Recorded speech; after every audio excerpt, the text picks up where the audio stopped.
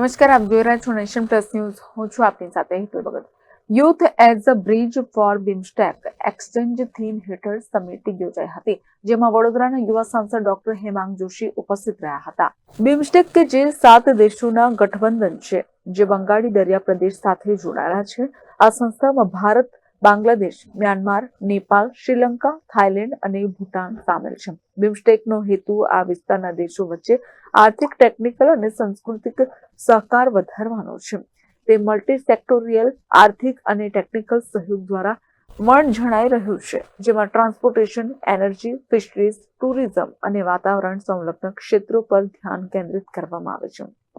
પ્રધાનમંત્રીનો BIMSTEC દેશો પર દ્રષ્ટિકોણ. નરેન્દ્ર મોદીજીએ બિમસ્ટેક પર તેમના વિધાનમાં આક્ષેપ કર્યો છે કે આ સંસ્થા ભારત માટે અત્યંત મહત્વપૂર્ણ છે. તેમણે બિમસ્ટેક દેશો વચ્ચે પરસ્પર સંલગ્નતા અને સહકાર વધારવા માટે ઇન્ડિયાનો સક્રિયતા વ્યક્ત કરી છે.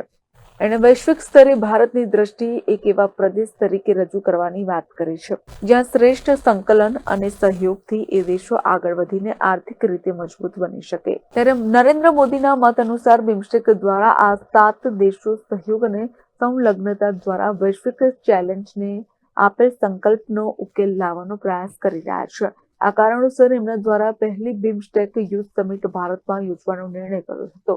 ગાંધીનગરના મહાત્મા મંદિર ખાતે બિમસ્ટેકના 7 સભ્ય દેશો ભારત, બાંગ્લાદેશ, મ્યાનમાર, શ્રીલંકા, થાઈલેન્ડ, નેપાળ અને ભૂતાનની સંસદના 70 યુવા પ્રતિનિધિઓના સામૂહિક ચિંતન મંથન અર્થે youth as a bridge for BIMSTEC exchange theme હેઠળ એક વિશિષ્ટ સમિટનું આયોજન કરાયું હતું. કેન્દ્રીય મંત્રી મનસુખ માંડવિયાએ આ સમિટનું ઉદ્ઘાટન કર્યું હતું. રાજ્યના મુખ્યમંત્રી ભૂપેન્દ્ર પટેલે પણ સમિટમાં ઉપસ્થિત રહી પોતાના વિચારો રજૂ કર્યા હતા. ડિજિટલ ઇન્ફ્રાસ્ટ્રક્ચર, કૃત્રિમ બુદ્ધિ અને યુવા વિકાસ એ દેશની પ્રગતિનો પથ છે. દેશની યુવા શક્તિ એ દેશને ધારે તે રીતે પ્રગતિ અને વિકાસના પંથે દોરી શકે છે. વિવિધ ક્ષિતિજ ઉપર દેશના વિકાસની જવાબદારી યુવાનના શિરે રહેલી છે. યુવાનોએ આ જવાબદારીને એક તક સમજી તે ઝડપી લેવાની પહેલ કરવી જોઈએ. ગાંધીનગરના મહાત્મા મંદિર ખાતે બિમસ્ટેકના 7 સભ્ય દેશના 70 યુવા પ્રતિનિધિઓની સમિટમાં યુવા પ્રતિનિધિઓને આહવાન કરતા શહેરના યુવા સાંસદ ડોક્ટર હેમાંગ જોશીએ આમ જણાવ્યું હતું કે બિમસ્ટેક સમિટમાં શહેરના યુવા સાંસદ ડોક્ટર હેમાંગ જોશીએ ભારતીય ડેલિગેશનનું નેતૃત્વ કર્યું હતું. દેશના બહુઆયામી સર્વાંગી વિકાસમાં યુવાનોની ભાગીદારી સુનિશ્ચિત થાય તે માટે છે. તમામ 7 સભ્ય દેશોએ યુવા નેતાઓની સામૂહિક ઉર્જાનો ઉપયોગ કરીને પરસ્પર સિદ્ધિના સહિયારા લક્ષ્યાંકો હાંસલ કરવાની દિશામાં આગળ વધવું જોઈએ, તેમ યુવા સાંસદ ડોક્ટર હેમાંગ જોશીએ પોતાના પ્રેરક અને ચાવીરૂપ વક્તવ્ય દરમિયાન ઉમેર્યું હતું. ભારત સરકારના યુવા, રમતગમત તથા વિદેશ મંત્રાલયના સંયુક્ત ઉપક્રમે વડાપ્રધાન મોદીજીના પહેલથી પહેલી બિમસ્ટેક યુથ સમિટ જેનું આયોજન કરવામાં આવી રહ્યું છે અને એના ભારતના પ્રતિનિધિ મંડળ તરીકે મને નેતૃત્વ આપવામાં આવ્યું છે. ત્યારે હું માનનીય વડાપ્રધાન શ્રી, માનનીય રમતગમત અને યુવા મંત્રાલય શ્રી, માનનીય વિદેશ મંત્રીશ્રીનો હું ખૂબ ખૂબ આભાર માનું છું. બિમસ્ટેક યુથ સમિટ એ બાંગ્લાદેશ, નેપાળ, ભૂટાન, થાઈલેન્ડ, મ્યાનમાર, શ્રીલંકા અને ભારત આ તમામ દેશોનો એક એવો સમૂહ છે કે જેઓ સાથે મળી અને કઈ રીતે મ્યુચ્યુઅલ કોઓપરેશન, ઇકોનોમિક ડેવલપમેન્ટ અને કલ્ચરલ એક્સચેન્જીસ માટેના સામૂહિક પ્રયાસો કરી શકે.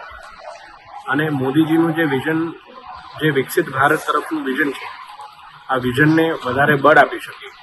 અત્યારે આપણે જોઈ રહ્યા છે કે ભારતની આજુબાજુના દેશોની અંદર જે પ્રકારની પરિસ્થિતિનું નિર્માણ થઈ રહ્યું છે, આ પરિસ્થિતિની અંદર ભારત એક એશિયાના લીડર તરીકે ઉભરી આવે એ માટેના આ પ્રયાસો ભારત સરકાર દ્વારા કરવામાં આવી રહ્યા છે. ત્યારે 3 દિવસ મહાત્મા મંદિર ખાતે આ સમિટની અંદર 8 દેશોના વિવિધ ડેલિગેટ્સ, યુવા સાંસદશ્રીઓ, મંત્રીશ્રીઓ ભાગ લે છે અને 3 દિવસ સુધી વિવિધ વિષયો ઉપર ચર્ચા યોજાય. આ સમિટના પૂર્ણાહુતિ પ્રસંગે યુવા પ્રતિનિધિઓના સન્માન રૂપે ભારત દ્વારા સાંસદ ડોક્ટર હેમાંગ જોશીના અધ્યક્ષસ્થાને પ્રીતિ ભોજનનું આયોજન કર્યું હતું.